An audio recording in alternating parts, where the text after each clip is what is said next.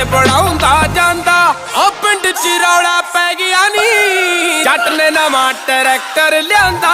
ਉਹ ਪਿੰਡ 'ਚ ਰੌਲਾ ਪੈ ਗਿਆ ਨੀ, ਜੱਟ ਨੇ ਨਵਾਂ ਟਰੈਕਟਰ ਲਿਆਂਦਾ। ਉਹ ਪਿੰਡ 'ਚ ਚਰਚੇ ਹੋ ਗਏ ਨੀ, ਜੱਟ ਨੇ ਨਵਾਂ ਟਰੈਕਟਰ ਲਿਆਂਦਾ।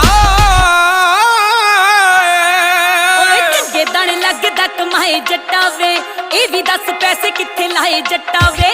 ਜਿਹੜੇ ਹਿਸਾਬ ਨਾਲ ਖੁਸ਼ੀ ਸਾਂਭੀ ਨਹੀਂ ਜਾਂਦੀ,